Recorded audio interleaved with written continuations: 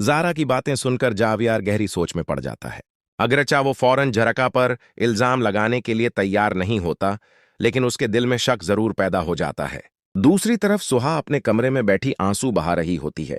उसे सबसे ज्यादा तकलीफ इस बात की होती है कि जावियार ने उसकी बात सुने बगैर उस पर इल्जाम लगा दिया।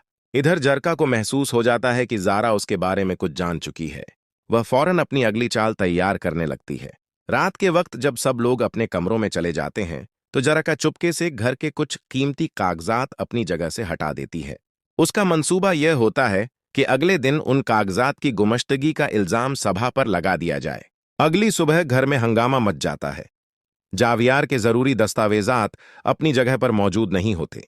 सब लोग परेशान होकर उन्हें तलाश करने लगते हैं। इसी दौरान जरका बड़ी मासूमियत से कहती है कि उसने रात को सुहा को उस कमरे के आसपास देखा था।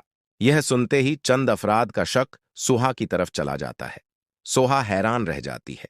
वह बार बार कहती है कि उसने किसी चीज को हाथ तक नहीं लगाया, लेकिन जरकी इतनी सफाई से जाल बचा चुकी होती है कि हर कोई उलझन में पड़ जाता है। जावियार भी एक बार फिर परेशान हो जाता है, मगर इस बार वह फौरन फैसला नहीं करता, क्योंकि जारा की बातें अभी तक उसके जहन में गूंज रही होती हैं। दूसरी जानिब जारा खामोशी से जरका पर नजर रखना शुरू कर देती है। उसे यकीन होता जा रहा है कि घर में होने वाली हर परेशानी के पीछे यही लड़की है। वो फैसला करती है कि अब सिर्फ शक काफी नहीं, बल्कि उसे जरक्का के खिलाफ कोई मजबूत सबूत हासिल करना होगा।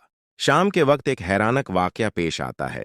जारा इत्तेफाकन जरका को फोन पर किसी से बात करते हुए सुन लेती है। जरका हंसते हुए कह रही होती है कि अभी तो सुहा की जिंदगी बर्बाद करने का आगाज हुआ है, असल खेल तो अब शुरू होगा। ये अल्फाज सुनकर जारा के कदम रख जाते हैं। अब उसे यकीन हो जाता है कि उसका शक बिल्कुल दुरुस्त था। वो फौरन सोचने लगती है कि यह हकीकत जावियार के सामने कैसे लाई जाए, ताकि जरका का झूठ हमेशा के लिए बेनकाब हो जाए। जबकि दूसरी तरफ जरका को अभी तक यह अंदाजा नहीं होता कि उसकी एक बड़ी गलती उसके सारे मंसूबे को तबाह करने वाली है।